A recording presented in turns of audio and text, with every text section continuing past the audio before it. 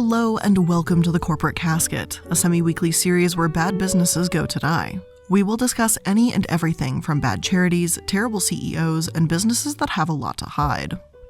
I'm the Illuminaughtii, and as I'm sure you can tell from the title, we're going to be talking about just terrible shows involving children, toddlers and tiaras, and dance moms. These shows are known for having questionable ethics, primarily for potentially sexualizing young girls. I'm really not here to talk about the dramatics behind each episode or any of their vague storylines, but to get into why these shows may be worrying, the evidence to prove it, and any kind of controversy that goes beyond the scope of competitions themselves. Today's going to be one hell of an episode, so sit down, buckle up, and let's get started.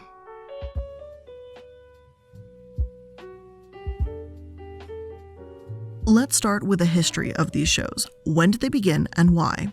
As for Toddlers and Tiaras, it began on TLC, once the Learning Channel, in 2009. The show has had several spin-offs, one including Alana Honey Boo Boo Thompson, another called Cheer Perfection, and another called Little Miss Atlanta. Toddlers and Tiaras follows around young beauty pageant contestants and their parents, of course.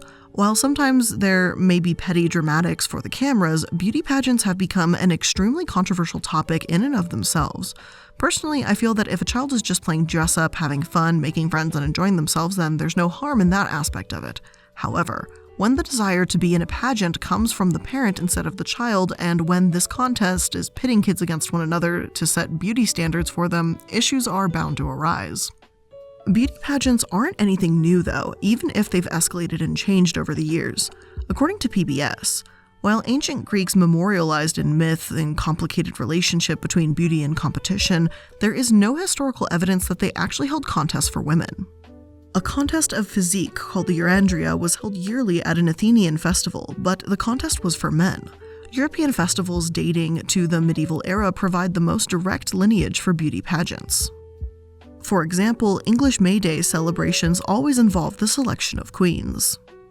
In the United States, the May Day tradition of selecting women to serve as symbols of bounty and community ideals continued as young, beautiful women participated in public celebrations. When George Washington rode from Mount Vernon to New York City in 1789 to assume the presidency, groups of young women dressed in white lined his route, placing palm branches before his carriage. General Lafayette's triumphant tour of the United States in 1826 also was greeted by similar delegations of young women. The first truly modern beauty contest involving the display of women's faces and figures before judges can be traced to one of America's greatest showmen, Phineas T. Barnum of circus fame. In the 1850s, the ever-resourceful Barnum owned a dime museum in New York City that catered to the growing audience for commercial entertainment. Some of Barnum's most popular attractions were national contests where dogs, chickens, flowers, and even children were displayed and judged for paying audiences. While 61,000 people swarmed to his baby show in 1855, a similar event the year before to select and exhibit the handsomest ladies in America proved a disappointment. The prize, a dowry if the winner was single, or a diamond tiara if the winner was married, was not enough to lure respectable girls and women of the Victoria era to publicly display themselves. P.T. Barnum created a photo contest instead, and in the decades to come, it was widely imitated and became a respectable way for girls and women to have their beauty judged. So it looks like we've been doing this long before Instagram made it so much easier. Beach resorts began holding regular beauty pageants and entertainment, and in 1921, in an effort to lure tourists to stay past Labor Day, Atlantic City organizers staged the first Miss America pageant in September. However, while the National Baby Show was created by P.T. Barnum in 1855, and this first ever photo-organized child pageant for babies and kids was even more successful than the one for women, they originally didn't seem to be about beauty. Better baby contests weren't about which baby was cuter or had chubbier cheeks, but were primarily an effort to educate parents on new ways to raise and protect their children. Yes, there were cash prizes, but this was an incredibly odd way to spread health information. According to an article by Hilary Levy Friedman on the Huffington Post, Annette Dory, an expert on baby contests, explains that at the Better Baby event, babies were stripped naked and then judged by physicians according to a meticulous point system like that used in cattle judging. They were judged on, and I kid you not, symmetry, quality of skin, fat, bones, the length of their heads, forehead, and nose, among other things. Historians actually believe these better baby contests may have actually had something to do with eugenics. According to Martin S. Pernick's Taking Better Baby Contests Seriously, published in the May 2002 edition of the American Journal of Public Health, the contest promoted selective pronatalism, and fitter family competition simultaneously demonstrated who should and who should not reproduce. Other sources say these contests focused on babies and young children, but soon entire families would be judged at fairs for their lineage and cumulative flawlessness, playing a large role in the eugenics movement. Fitter Families contests took place, contests that seemed to be less about health and more about breeding. While seemingly benign, contests like these reinforced the notion of white Americans having the most desirable characteristics and implicitly discouraged the inclusion of people who fell outside that range. By setting scorecards and standards, the contest organizers put forth a hierarchy of humans. As the Pensacola Journal explained in 1913, in these types of contests, a physician scores a baby precisely the same way as a judge of experience in livestock scores cattle, horse and hogs, and a gem expert scores diamonds. It is first necessary to establish a standard and then to compare each entry or specimen with what is known as 100% or perfect product. The whiter a family was in these contests, the better. Needless to say, I wasn't really expecting this while looking into the history of beauty pageants, and it's pretty disturbing to say the least. Thankfully, these baby contests ended in 1950. Polio made people want to stay indoors for a bit, or at least not have their kids grouped together until the vaccine was developed and things became safer. Hint, hint for right now. Years later, in 1961, the Little Miss America, basically a Miss America for little kids, began. Slowly, this transformed into the beauty pageants we're talking about today, and now the beauty standards that have been placed on kids have grown substantially. In 2011, one pageant mom admitted to injecting her 8-year-old with Botox for purely cosmetic reasons and defended her actions because, in her words, other moms were telling me about the lines on her face and I'm not the only one that does it. First of all, I seriously doubt that her child had wrinkles, and secondly, the other people that do it defense is pretty weak here. Some parents say pageants have been good for their daughters. They've won cruises, televisions, and money, and made friends. Some former contestants say it taught them confidence and drive. Others say it gave them body issues and a latent and confusing fear of being looked at sexually. At least there don't seem to be any judgments based on eugenics, right? No one's using the word breeding anyway, so I guess that's a plus as well too, so, that's where we're at. The standards are quite low. As for dance moms, well, I can't possibly go over the history of dance and dance contests or else we would literally be here all day.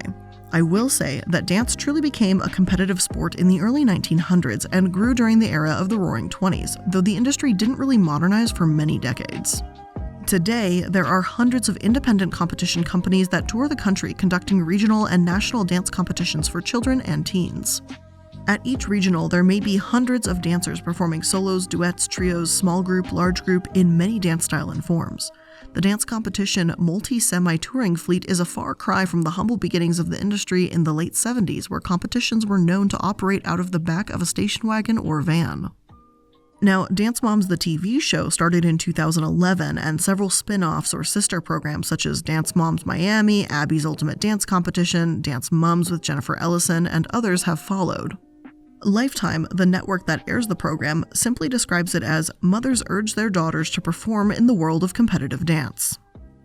While there are talent portions in beauty pageants, they're called beauty pageants because it is largely centered around judging someone, in this case a child, for their appearance. In Dance Moms, at least there is talent, work, and athleticism involved. However, both of these shows have been accused of exploiting and sexualizing children, even from the very beginning. We're just going to go ahead and get this section out of the way first, in part because it's the largest overall issue I have with these shows, and it's one of the most widely criticized aspects, and frankly, because I want to rip the bandage off and get this one over with. In one CNN article about the topic, it reads, "In what was likely a misguided effort to gain publicity and ratings for the show, TLC released footage of a 3-year-old contestant dressed as a prostitute played by Julia Roberts in the 1990 film Pretty Woman. This stupidity came just 1 week after TLC, still known to many as the Learning Channel, was forced to pull its Facebook page because of the deluge of negative comments over an episode that featured a little girl dressed up to look like Dolly Parton, complete with padded bust and buttocks." Common sense is all too often a casualty of the media culture we live in. Parents assume the sexual content and innuendo in the programming they are watching will go over their child's head, or think it's cute to dress their child in sexy clothes or encourage her to imitate Beyoncé's dance moves so they can post it on YouTube. In reality, they are teaching their children what kind of behavior will help them get noticed. Sex work is real work, and if that's what an adult chooses to do, then that is their choice. However, minors, little kiddos, they can't consent. Imposing sexuality onto a kid this age can teach them that their value only comes from their sexual appeal or sexual behavior, and they'll be more valuable the more makeup they have on and the more skin they show. I'm not saying every single parent and child has done this, but it's become enough of a pattern to be concerning. Even in cases where a child or parent hasn't crossed a line, they've come close to the edge, and the media, if not the show themselves, can easily distort it to appear that way. For example, back in 2012, Susanna Barrett and her daughter Isabel, both known for having been on Toddlers and Tiaras, were at a charity event. Isabel was singing and dancing to the song I'm Sexy and I Know It. TMZ and Huffington Post describe it as Isabella gyrating at a nightclub, and Susanna was outraged at how they portrayed her daughter, so she sued them. Isabella did not understand the concept of sex, let alone sex appeal, and could not have been singing about her own sex appeal, Barrett said in her lawsuit. Instead, it is the defendants who, through their articles, have thrust a false and vulgar characteristics onto Isabella, according to the suit. As a result, Isabella is now perceived sexually, erotically, and pornographically, and the stories have placed Isabella in serious physical danger, attracting the attention of others who would seek to sexualize a child. Some may argue that Barrett placed her daughter in danger first by putting her in so much makeup, dresses, and having her sing that song. There's also footage of Isabella, only 6 years old, bashing her competition by stating, "My mother doesn't dress me up as a hooker," pretty much stating that the other girls' mothers do. I don't blame Isabella for this because the language, it seems, came from her mother. Regardless of if you blame Susanna or the media for sexualizing her daughter in this case, there's other examples where the show itself seems to be the one to blame. There's plenty of alarming complications online where there's little girls twerking and dancing while wearing bikinis. These come from the show itself, so it makes me wonder why parents like Barrett are accusing TMZ and HuffPost of sexualizing their daughter when Toddlers and Tiaras does the exact same thing. Some say that this is like a dream for child predators, or that people who are trying to control these predatory urges would be confused or thrown off by these images. In response to the increasing problem of the sexualization of girls in the media, the American Psychological Association created a task force to research and respond to the problem. "We don't want kids to grow up too fast," Sherry Miles Cohen, Senior Director of Women's Programs for the American Psychological Association, told abcnews.com in August. "We want them to be able to develop physically, emotionally, psychologically, and socially at appropriate rates for their age. Testing out adult behaviors as a child may have lifelong consequences," said Dr. Ari Brown, a Texas pediatrician and author of Toddler 411.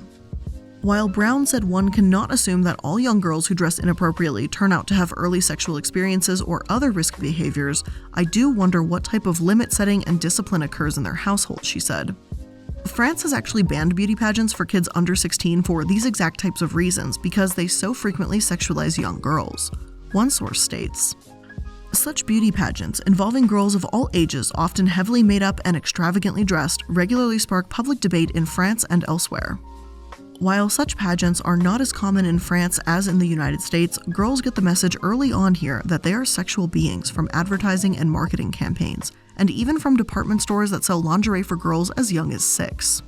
This has sparked a ton of debate. Some say they don't want the government stepping in and telling them what activities they can and can't do with their children. Others say that we need laws around social things like smoking, drinking, attending nightclubs, and this simply falls into that category. Personally, I feel that if these pageants weren't so focused on looks, I probably would have less of an issue with them, but the idea of dressing up your child in a bikini or putting Botox in their face or, dressing them like a hooker, as that quote from earlier, that's not quite right. Others have actually accused Toddlers and Tiaras themselves of bringing out the worst in pageants for ratings. Remember how I mentioned that a 3-year-old was dressed as a sex worker from Pretty Woman? According to the mother, that was actually part of a larger skit that TLC cut, and this was the case of bad editing. She says that prior to Toddlers and Tiaras, beauty pageants didn't have a bad reputation, but since this show has existed, it's gotten a bad rap. And I'm sure that's true to some extent, and I absolutely believe that Toddlers and Tiaras encourages bad behavior for ratings. At the same time, with or without context, there's a few things that are said or done that make me want to slam my head into a wall. For example, parents telling their 8-year-old daughter, "You're not a stripper, but shake your butt a little bit."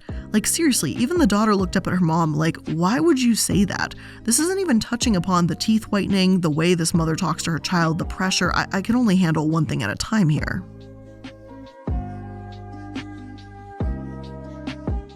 Now, dance moms and shows like it are on an entirely separate beast, but really similar all the same. You'd think they may be less likely to have controversy if the judges are critiquing based on dance alone, but the issue of sexualizing children still arises when it comes to costumes and dances. One psychologist, Dr. Tommy Ann Roberts, professor and chair of psychology department at Colorado College, I think puts it quite eloquently, and here's what she says. Sexualized dance puts the dancer in a unique relationship to the audience. Rather than the dancer being absorbed in the storyline of the dance, she or he is displaying the body and movements of the body to the audience in such a way that the audience is compelled to view the movements as an invitation to sexuality. When studios and conventions make money off children's sexualized dancing, when the audience claps the loudest for each dance, or when YouTube videos of children rehearsing or performing highly sexualized dances garner the most views and likes, then these children's bodies are being used. When specifically asked what the consequences are for children and youth who are treated this way, Roberts says that they come to self-objectify or to internalize a view of their own bodies that is from an outsider's perspective. They come to feel that their bodies are not their own, but rather belong to others. This can make them more susceptible to harm. Children can begin to view themselves as objects, only appreciated and valued for their sexy appearance, as opposed to their competence, training, and skill. In a way, this reminds me of that really controversial movie Cuties that just raised hell last year. Most of the issues I remember people having with that movie wasn't about the premise itself, a young woman joining a dance troupe. Instead, people were justifiably upset because the camera would zoom in on these kids in booty shorts twerking to sexual music. It was pretty gross. I tried to watch someone review it, and I just couldn't even get through that. If this had been some kind of coming-of-age story about a girl learning to express herself with dance, I doubt people would have said much at all. And if dance moms were purely focusing on technique and skill and the performance itself, we may not even be here today. But unfortunately, it's not. On one episode, particularly in 2012, it wildly crossed the line, one source states. On March 6, Lifetime aired the episode titled Topless Showgirls, in which the little dancers appeared to dance, you guessed it, topless on a showgirls-type performance. According to instructor Abby Lee Miller, the act was a fan dance. You cover your body with the fans so you give the illusion that you're nude underneath the fans, she explained on the show. Come on, we all know you have tan bras on and tan tights on. Everyone in the industry knows the girls are completely covered and everything's harmless. Sounds lovely, for an adult. For preteen girls, maybe not so much. My outfit was pretty tiny, young dancer Mackenzie told the cameras. I could fit this on my American Doll. Lifetime has confirmed to Today.com that it has since decided to yank the episode. Not only will Topless Showgirls never air on the network again, it won't be available online either. Sources like ABC also question their moves as well, if they're too provocative. If this is all about dance, then why do they need false eyelashes? Why are their costumes basically all lingerie at times? One mom even smiles and says, "Oh, showing off your sexy little bod," to what I assume is her daughter, who looks barely 10. Another parent steps in and says she thinks the costume is too sexy and crosses a line, but the dance coach insists they use the word skimpy, not sexy. And I mean, fine, then I agree with her. I think it's too skimpy. The gestures, the movement, the costume, it doesn't match the 9 to 12 age group that they're competing in. I get that a lot of this is, I guess, subjective. If you don't agree with me, I can't really say that's fine, but multiple parents on the show even say that they're uncomfortable when their child is doing those poses. And yet, this coach says the mothers are going to ruin their daughters by speaking out. When teaching them burlesque dances, Abby Miller, according to one article, makes sure to teach them it's all about crotch and boobs, and telling the girls to say, "I'm hot, I'm mean, you can't have me, you can't afford me," as they shake their giant fans. Make no mistake either, this behavior does have unintended consequences too. According to one 2016 article, since Dance Moms premiered in 2011, multiple stars have been allegedly targeted by stalkers and pedophiles. For us to say that dance isn't now a place that sexual predators are looking to either fantasize or develop relationships, we would be naive, says Leslie Scott, the founder of the Youth Protection Advocates in Dance, an organization that prevents sexual abuse of children in the dance community. Last year, authorities arrested a man named Phoenix Sundown for allegedly sending one young Dance Mom star a package containing a coffee maker, an Elvis blanket, letters, and porn. The girl never received the mail because postal workers worried the package contained a bomb and opened it. "I would never harm any children. I never had sex with other children," he told Fox San Diego. He said he was motivated to reach out to her because her Instagram was always sweet. Sundown's alleged harassment of the girl began months earlier. According to her representative, he had previously posted photos of kidnapped victim Elizabeth Smart online, tagging the dancer in the images with the caption #futuregoals. After his arrest, Sundown said he was surprised authorities apprehended him as he had previously mailed 11 packages to Maddie Ziegler without interference. He later showed off a neck tattoo of Dance Mom's overlord Abby Lee Miller during an ABC 10 jailhouse interview. And that is fucking horrifying.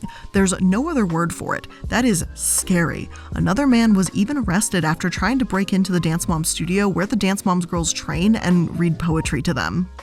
That man, Joseph McKinstry Jr., also used to tweet at Ziegler that he loved her, calling her beautiful and things of that nature.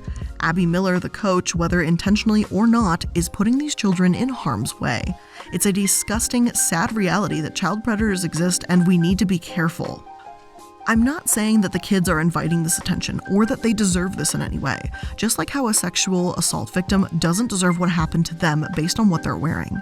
In this case, though, Miller is purposefully sexualizing children, insisting upon skimpy costumes, full makeup, and adult performances, and ignoring criticism for one simple fact: it sells. Leslie Scott has also stated the sexualization of child dancers has led to sexual abuse within the dance world. She says her organization receives an average of 3 reports of sexual abuse a week from children and parents, many of whom do not want to report allegations to the police. She believes the actual level of abuse in the community is higher. The actual reporting of sex abuse in dance is so rare because dance is a network-based community, she says. Parents fear speaking out would cause their child to lose their foothold in the dance world. "I think that Dance Moms has harmed the healthy emotional, physical, and sexual development of children," she says. "I think it has unfortunately blinded parents and educators to our role to first and foremost put a child's safety at the front of everything in dance."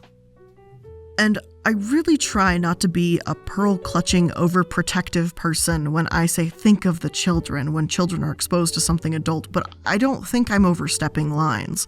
And this is coming from someone that absolutely fucking hates children. I cannot stand them. I hear a fucking child crying at a restaurant, I'm like, oh my god, just take me outside, I cannot do this. But even me, as someone who doesn't want children, does not appreciate children, and does not want anything to be around with anyone, like hell, even people under 21, I'm just like, you are a child to me now, like, go away. But even me and all of my child disliking ways, it's pretty obvious and it's pretty black and white here.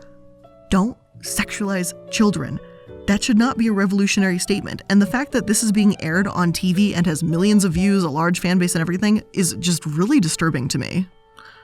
Now, before we continue on to discuss the mental health aspects of these types of TV shows, let's just take a quick break to thank today's sponsor who allow me to even create content like this.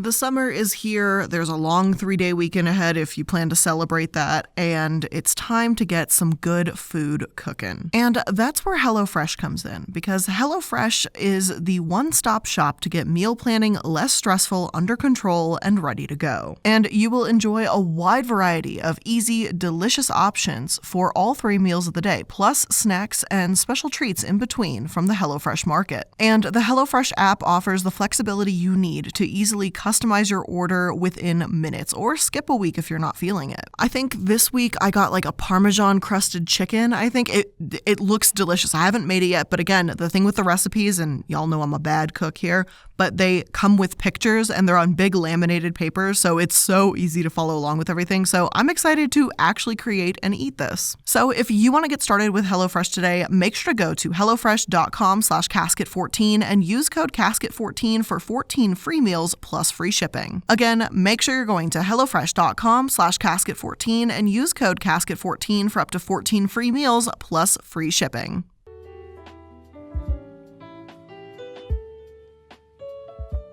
Another aspect we've only briefly touched on is the mental well-being of these kids.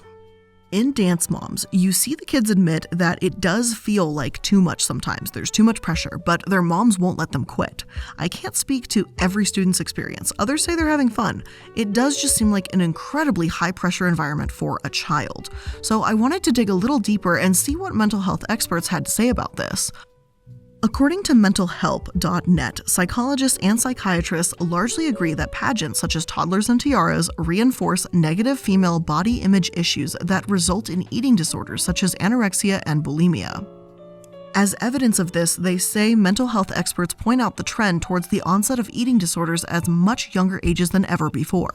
For example, beauty competitions emphasize the Barbie doll image of what a beauty queen should look like. The trouble is that there is no way for a human being to look that way because it's so exaggerated. Mental health experts emphasize the fact these children pageants have the effect of sexualizing girls. In other words, the stereotyped thinking that females as sexual objects is detrimental to these kids. Their makeup, clothes, and type of dances all focus on being sexy. If you have any doubt about this, just watch the television show to see for yourself. Watch it to see for yourself. I know I have to watch it, it's this fear. It's a series of shows I've always avoided because even the premise grossed me out, and I was like, why the fuck would you ever watch something like this? That seems gross. And now here I am having to criticize it, so obviously now I actually have to watch it, and it's been the part I've feared the most when I started looking at this for research. So if I'm going to criticize the show, at least I can watch an episode at random to give it, the most random possibility possible. I'm just going to type it in, see what pops up, and that's what we're picking. So let's see what the internet chose. So I searched for an episode online and I ended up with one from season 5, episode 12. I'm not going to talk about every detail of this episode itself, but instead just watch this from the perspective of someone who's never seen a full episode before and see what the show is promoting. This is the Fairy Tale Princess pageant episode, and 2 minutes in, and I'm really trying hard to remain unbiased here. There's a young man named Traven that plans to compete, and he's only 6 years old. He says that he's going to tell the ladies, "Hey sexy, call me," and then he does some weird motion with his mouth and fingers, and I'm just gonna pretend I didn't see that. Ava Kate, only 4, and Samantha, 7, are 2 other contestants competing. Trayvon later tells his grandmother who's dancing with him to get a job at a strip club, but at least when 4-year-old Ava Kate is shaking her butt and mock spanking herself, her mom says that's not part of her routine and she doesn't want her to do that. Oh my fucking god, they show that. Hopefully it has never been a part of her routine, but I can't say that for sure, because the question here is how did that little girl know to do, you know what I mean? How did she understand that movement, to do that as a child? How? The music is a little questionable when Trayvon dances, and the judges specifically say that they're looking for blonde hair and tan skin. I mean, can other hair and skin colors not be beautiful? Okay. Ava Kate's music is also pretty questionable because of the blastic lyrics, "I'm a sexy girl," over a 4-year-old dancing. There were a few skimpy outfits along the way, but that wasn't a majority of the clothes I saw, thankfully. Ultimately, Samantha and Ava Kate won the day. Ava's mother said as long as she's enjoying them, we'll be doing them for a long time. Now, here's the thing. As an audience member, I guess, or viewer of the TV show, did I just enjoy the episode that I watched? No. Do I think these kids are being abused? No. Well, not these 3 children that were the focus anyway. I won't lie and say that this was incredibly horrific because frankly, I don't know what I expected. It is probably the bigger problem here. I don't like this. It made me uncomfortable to watch it, and there were absolutely questionable moments in there that they kept in the show purposefully and then broadcasted. I don't know what this show thinks it is, but the one thing I know it is a very slippery slope. Promoting acting, fashion, dress up, and dancing, there's nothing wrong with those things, and parents can even bond with their kids over them.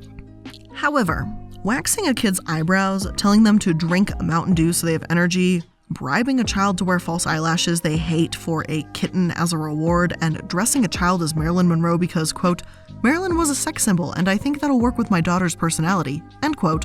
Well, some argue that does fall into abuse. Andy Daynard of the Daily Beast wrote about Dance Moms as well as Toddlers and Tiaras in one of his articles, and it reads, During the season 1 finale of Lifetime's Dance Moms, Mackenzie, 7, starts crying while rehearsing for a music video and ran out of the room, ponytail bouncing over her hot pink sports bra. She found her mother in a back room and ran towards her, "Please don't make me go," as she hugged her mother, Melissa. Mackenzie's head was turned and her eyes made contact with the camera, staring right at us. She pulled away, her face a mess of sadness and anger, and pointed accusatorily at the camera and its operator's intrusiveness. The image quickly cut away. That's when I realized I was watching televised child abuse that came not from a kid being forced to do something she didn't like in that second, but abuse that's far more subtle, caused by the presence of cameras broadcasting moments that should never be public, which the child stars of these shows seem acutely aware of sometimes. Dance Moms and Toddlers and Tiaras take us inside existing subcultures and show us something that would be happening whether cameras are there or not. That makes the shows both socially redeeming and much, much worse because these are the kids' real lives. They cannot escape the cameras because their parents have made the decision to broadcast their activities. And, of course, broadcasting these pageants or dance competitions may encourage more people to drag their children in front of cameras to make them, and themselves, stars.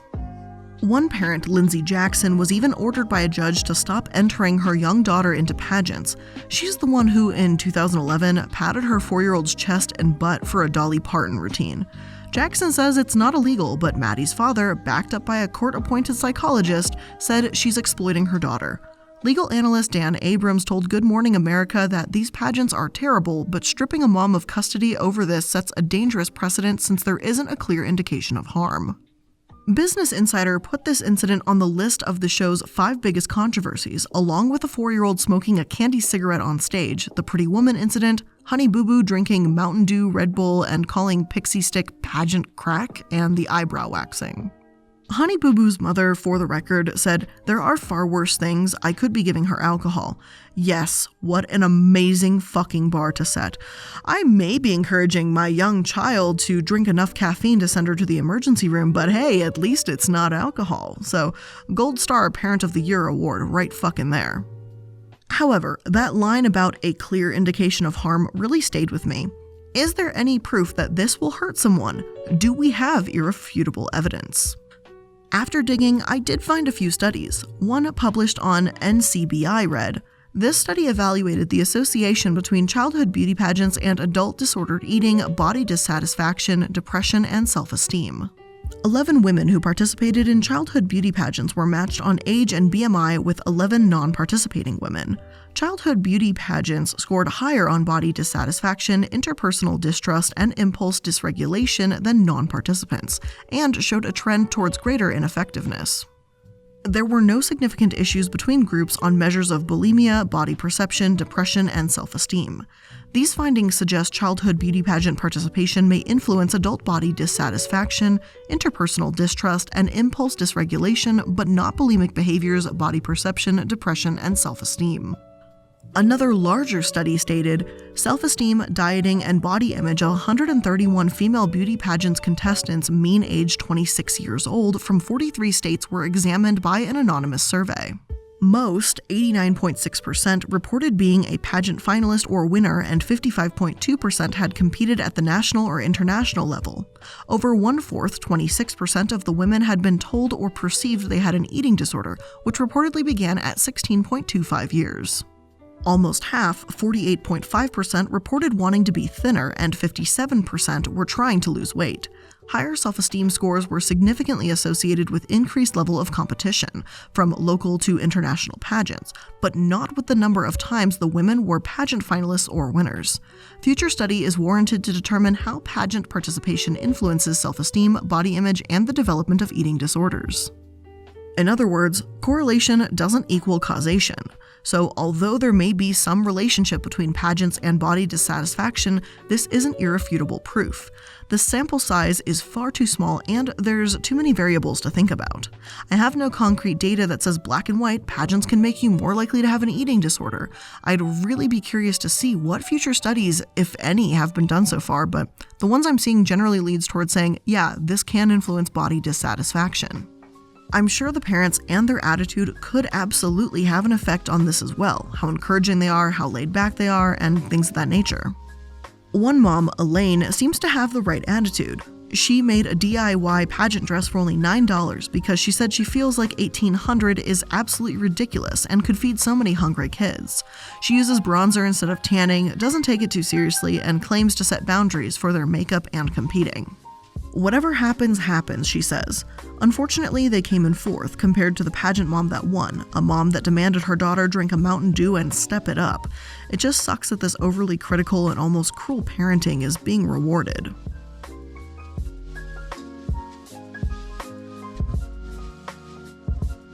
Aside from the sexualization and the mental health of these kids, there's also been plenty of racist behavior, primarily in dance moms. I first noticed this when, in a 2018 clip, Abby Miller is shown teaching one African-American student named Nia how to do what she calls ethnic dances. She wants Nia to wear animal print and an afro for her solo piece, while all the other girls are wearing the more stereotypical glittery costumes. Nia's mom tells Miller that she doesn't like that all of her daughters seem to have a jungle theme, and she doesn't want her daughter to be treated as a token black kid. Miller pushes back yet again and tells her to flip through the yellow pages and find someone else if she doesn't like it. "My daughter's a dancer first, not an ethnicity first," the mother insists. Last year, this seemingly came to a head when Lifetime announced that Miller wouldn't be returning to Dance Moms if the show was renewed and announced an off-spin series. Abby's virtual dance-off was cancelled. According to the article in June 2020, the action was triggered by an Instagram message by Adriana Smith, mother of Dance Moms Season 8 dancer Cameron, posted in response to Miller's Blackout Tuesday Instagram post in support of Black Lives Matter. "I couldn't think of a more perfect day to address my experience with Abby Lee Miller," Smith wrote. "A statement from her that sticks in my mind to this day during my time on DMS8 is, I know you grew up in the hood with only a box of 8 crayons, but I grew up in the country club with a box of 64. Don't be stupid. This to me shows that you think you are better than me and in higher rank and altogether superior to me." Smith also said that her daughter overheard Miller say the only reason she was there was for a, quote, "sprinkle of color," end quote. Just as we saw with Nia, Miller was accused of constantly putting Cameron in afros and typecasting black dancers. Another source states, following Adriana's post, Cameron Bridges' mom, Camille Bridges, shared a copy of her own with E! News. Abby tried to spin Cameron as being the poor one and they're on scholarship. "I shut that down immediately," she said. "She loves appropriating our culture and never appreciating it. She did not give black choreographers on the show acknowledgement of their work. She continuously put Cameron in afros. The woman is a mess. She is incredibly two-faced. She would say the most terrible things on camera, then tell Cameron how she was better than the girls on the team, mainly the ones she trained. It was a traumatic experience that I wish on no one." A third dancer, Nakia Wiley, said her mother, Kea, also faced similar treatment. One source claims that just like every other mother on the show, Kea would argue with the moms about why her daughter deserved to be there.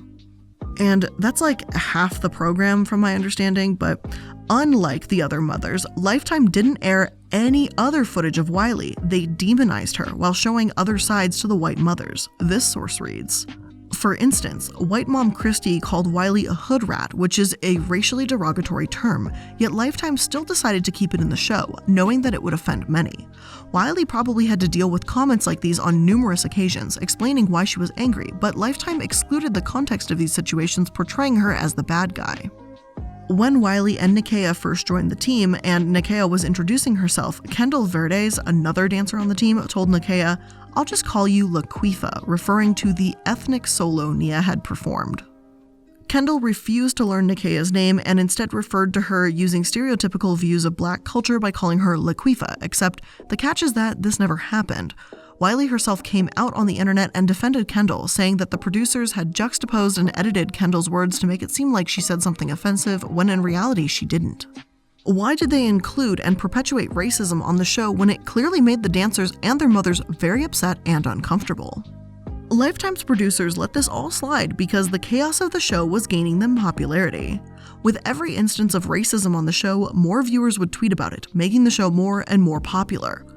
Lifetime exploited the sensitivity of the racist experiences of many of the black actors on the show, faced for more views, and portrayed their characters disproportionately, all in the means to gain more revenue.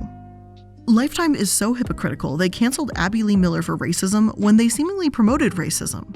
On the surface, they want to look like allies, they don't want to get their ratings to drop, and they want to get rid of everyone that puts their reputation at risk. Yet Lifetime is no better. They gave Miller a platform, aired her typecasting of these black dancers, but the second someone spoke out during the BLM movement, they went, "Oh crap, she's a problem, let's get rid of her." At least that's what it looks like to me anyway. Now, Miller's has plenty of other controversies though. Despite being the biggest coach and one of the faces of Dance Moms, she defrauded the IRS and didn't pay her taxes. She had lucrative contracts she wasn't telling anyone about, hiding $755,000 she received in 2012 and 2013. Holy shit. One parent even sued her for assaulting their child, and my source reads, "In a complaint filed in Los Angeles Superior Court, Paige Highland 13 alleges that Miller, who runs the Abby Lee Dance Co., intentionally engaged in conduct that caused plaintiff Paige Highland to reasonably believe she was about to be touched or harmed in an offensive manner." Highland also noted that she has panic attacks and suffers anxiety from appearing on the Lifetime Network show about the competitive youth dance company. The dance student alleges in her lawsuit that she suffered emotional abuse and feared Miller would hurt her, citing Miller's violent outbursts that included tossing a chair across a room in a fit of anger. The judge did side with Miller after reviewing footage and found no reasonable way Highland could legitimately fear being injured by her instructor. However, just like I did with Toddlers and Tiaras, I decided to watch an episode and give this show the benefit of the doubt as much as I possibly could. And again, I'm not going to go on and on about the in-episode dramatics, just what I find worrying. The random episode for this one that ended up popping up in my search was something from Season 6, Episode 18. Miller is pretty insulting about 4 minutes in. She says that she's the vehicle to get them out of their humdrum Pittsburgh lives and gives herself full credit for their success. What about hard work, right? Practically the entire first half of the show, the moms are debating why Miller doesn't seem to care about two of her dancers that are leaving, the Zieglers, and instead seem to be focusing on her younger dancers. Even when I'm 30 minutes into this, I think I've seen about 3 minutes worth of dancing, tops. This whole show is exactly as the title implies. It's about the moms and the inside arguments. That's all that comes to a head after the dances. About 40 minutes in, when the mother of Maddie and Mackenzie Ziegler tells the mother of a younger group that they'd be nothing without her kids paving the way for them. Like, what the hell? Anyway, with that episode out of the way, I actually want to briefly touch on Maddie Ziegler as a topic. I'm sure many of you have heard of her. She's known for dancing in her music videos, and she was the kid actor in Sia's recent movie Music, which was an absolute train wreck, and I covered that on my second channel, iilluminaughtii. I think it's really pathetic that Sia didn't really try at all to get an actress that was autistic to be in the movie and instead just fed her fans a bunch of excuses for why she didn't make that happen. Maddie has since spoken out about Dance Moms, and one article reads, "When Dance Moms started filming, Maddie Ziegler was 8 years old and her sister Mackenzie Ziegler was 6. Discussing how young they were, Maddie confessed to Maddie Orlando on the podcast The Sister Diary, 'I feel like it should be illegal to have a kid that young on a reality show.' Maddie said she felt like she and Mackenzie had both missed out on a normal childhood." In her book, Kenzie's Rules for Life, How to Be Happy, Healthy, and Dance to Your Own Beat, Mackenzie also spoke out about having to grow up too fast. "I started to regret not being a real kid with a real life," she said, as reported by Life and Style. "I felt like I had no childhood, and it made me sad and angry," she explained. Despite missing out on their childhood, Maddie is happy that Mackenzie was there with her since the beginning. In her book, The Maddie Diaries, she wrote, "I can't imagine going through everything I've been through these past several years without Mackenzie on the journey with me, even if she bugged me sometimes. It's clear that the pair went through a lot growing up, but at least they had someone by their side." But that's not the only controversy and confusion around Maddie's history. Ready to Glare actually talks about this on her channel if you want to see it on YouTube, and it'll be obviously linked in my sources. But aside from Miller taking credit for her success, there's been a lot of questions if her relationship with Sia is troubling. One source states, "Following shooting for Chandelier music video, Sia's relationship with Ziegler got even more intense. The Dance Moms alum would have weekly sleepovers at the musician's house as a young child. In fact, when Ziegler was only 12, she slept in Sia's bed on more than one occasion. They're like sisters. I love how they snuggle together," her mom shared about her eldest daughter and the singer in an interview with Stuff. Considering there are 27 years between the pair, many fans were unnerved by the sleepovers. Again, Ready to Glare does a fantastic job talking about this on her channel on YouTube and goes deeper into the specific situation. I know this isn't necessarily the show Dance Mom's problem, but I feel like kids in these environments are so often taken advantage of. Same thing with toddlers and tiaras. Whether there's too much pressure on them, or they're being exploited, they're being criticized too harshly, or being sexualized, there's simply so much that can and often does go wrong. Add reality TV into the mix and it gets, well, that much worse. But with all of that being said, that's where I'm going to end today's episode. I, again, can't really say I hope you enjoyed it, but I hope you learned something and became more aware of what was really just an unnerving and uncomfortable topic for me. And I'm happy I finally covered it, but it just makes me feel so fucking gross inside. But yeah, that's the episode. If you're listening to this on YouTube, let me know what you think in the comment section down below. And if you want to connect with me outside of the podcast, make sure that you go to my Linktree link. It's going to have all of my social media, Twitter, Instagram, Discord server, Twitch, you name it, everything there so that we can chat about this. What did you think about it? But for right now, that's where I'm leaving you. I hope you have a great day and I'll see you in the next one. Bye!